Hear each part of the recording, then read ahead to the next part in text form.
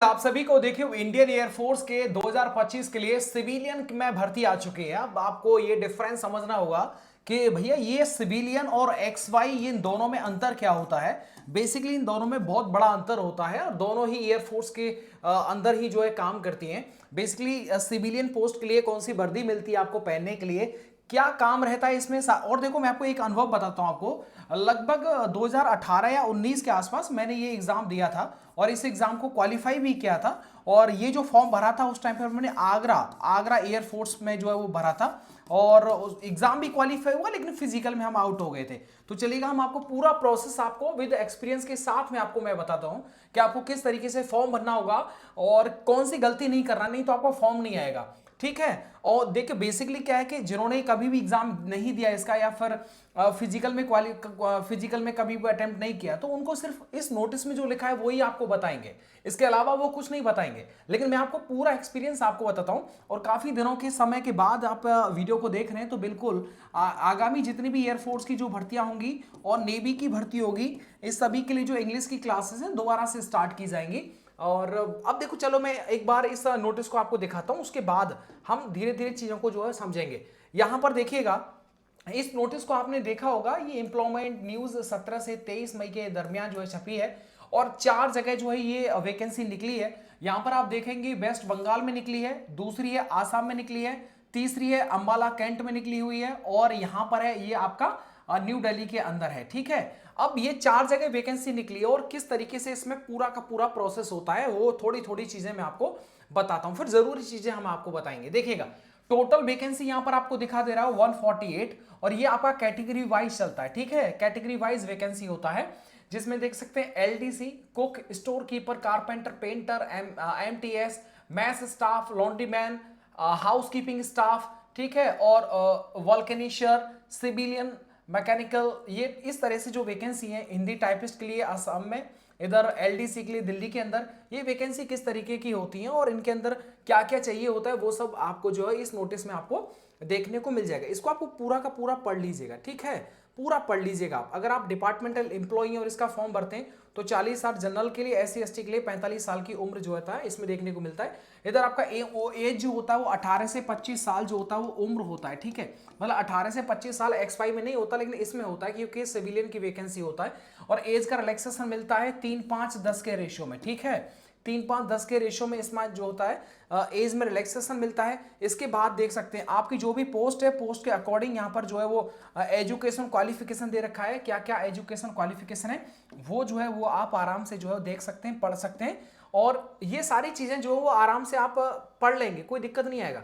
लेकिन जो जरूरी चीजें हैं वो मैं आपको एक बार बता देता हूं। देखो मोड ऑफ सिलेक्शन में क्या होता है, सबसे पहले इसका एक एग्जाम होता है, रिटन एग्जाम होता है, उसके बाद स्किल टेस्ट होता है और उसके बाद इसका मेडिकल होता है और ज्वाइनिंग भी बहुत जल्दी हो जाता है क्योंकि ये बहुत बड़ी वैकेंसी नहीं होती। हर एक जैसे कोई भी एयरफोर्स स्टेशन, जैसे मान लीजिए आगरा एयरफोर्स स्टेशन है या फिर दिल्ली एयरफोर्स स्टेशन है या अंबाला एयरफोर्स स्टेशन है, तो इसमें ही ये निकलती है 10, 15, 20 इस तरह से। और छोटी वैकेंसी होती है, ज्यादा नहीं, इसमें मात्र 500 से आपको 800 लड़के ही देखने को मिलेंगे ज्यादातर। यही जो होता है वो एग्जाम देते हो, इनमें से ही जो होता है फिजिकल के लिए बुलाते हैं, स्किल टेस्ट के लिए, उसके बाद में मेडिकल के लिए और फाइनल ज्वाइनिंग देते हैं। मतलब आप देखेंगे 1 महीने के अंदर इसका पूरा का पूरा प्रोसेस जो होता है वो कंप्लीट हो जाता है ज्वाइनिंग का।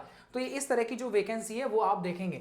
इसके बाद में इसका ऑफलाइन फॉर्म होता है, इस तरह से तो नहीं मिलेगा, लेकिन ऑफलाइन फॉर्म होगा, उसमें यही डिटेल जो है वो लिखी गई होंगी, इसमें और कोई दिक्कत वाली बात नहीं है। ओके।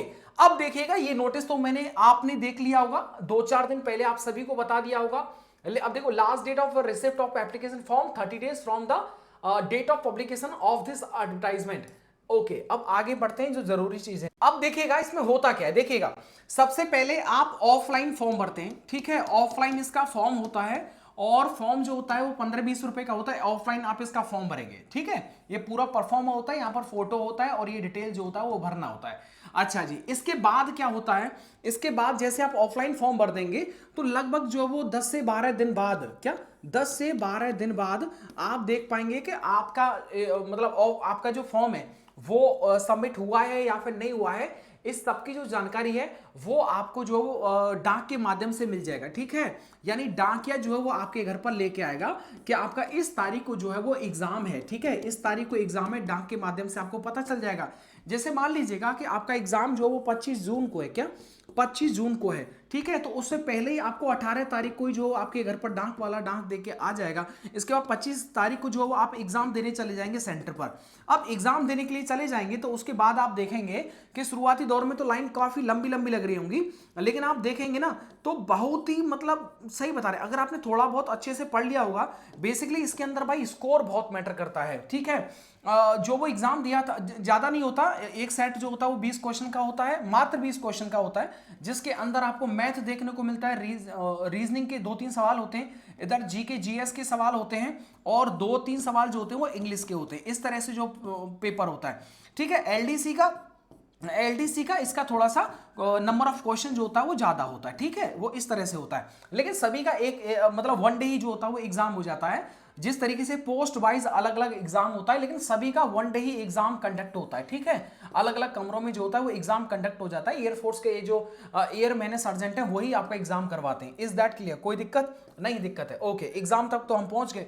अब क्या होगा भैया कि जैसे ही आपने एग्जाम दे लिया, क्या जैसे ही आपने एग्जाम दे लिया उसके बाद आपका जो रिजल्ट है, क्या उसके बाद जो रिजल्ट है वो आप देखेंगे लगभग 2 से 3 दिन बाद जो एयरफोर्स स्टेशन होगा, क्या एयरफोर्स स्टेशन होगा, उसके बाहर नोटिस बोर्ड पर वो चस्पा कर दिया जाता है, ठीक है। नोटिस बोर्ड पर जो होता है वो चस्पा कर दिया जाता है, और वो जो चस्पा किया जाता है जैसे लगभग जो होता है वो वैकेंसी का 10 गुना, क्या वैकेंसी का 10 गुना विद्यार्थियों को फिजिकल मतलब स्किल टेस्ट के लिए जो होता है वो बुलाया जाता है। ये सारी वैकेंसी स्किल टेस्ट पर ही बेस्ड होती है।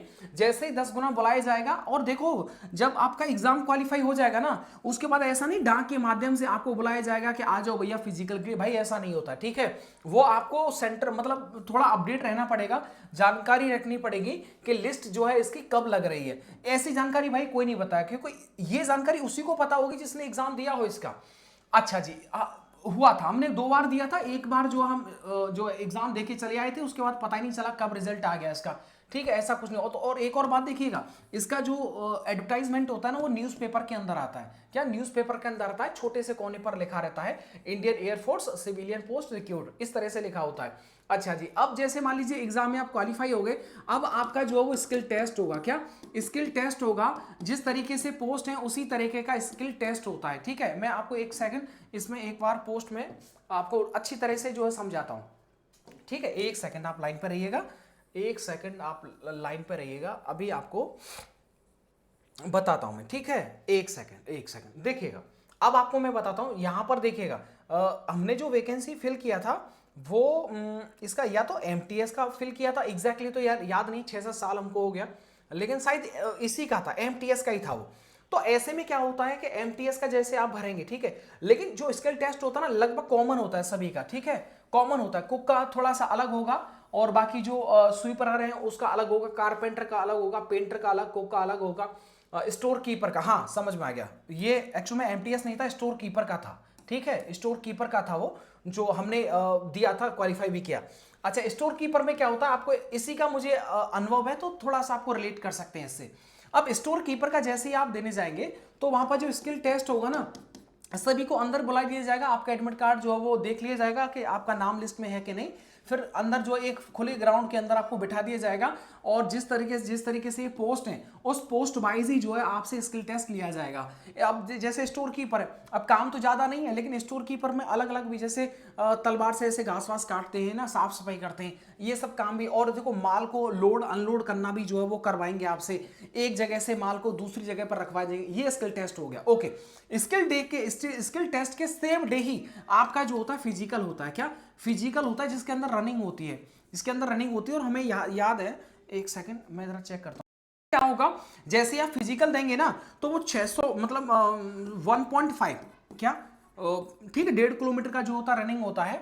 और ये जो रनिंग होता है शायद 6 मिनट के अंदर कुछ ऐसे क्वालिफाई करना होता है, ठीक है। तो रनिंग क्वालिफाई हो जाता है। इसके बाद में जो होता है वो 6 से 8 एग्जैक्टली तो भैया मैं अब भूल गया हूं, लेकिन 6 या 8 आपको बीम लगानी पड़ती है, ठीक है, बीम लगानी पड़ती है आपको 6 से 8। अब दिक्कत ये हुआ कि जैसे हमने रनिंग वनिंग तो मार लिया, लेकिन ना बीम का थोड़ा सा दिक्कत होता है ना, बीम भाई मतलब हर कोई नहीं मार सकता।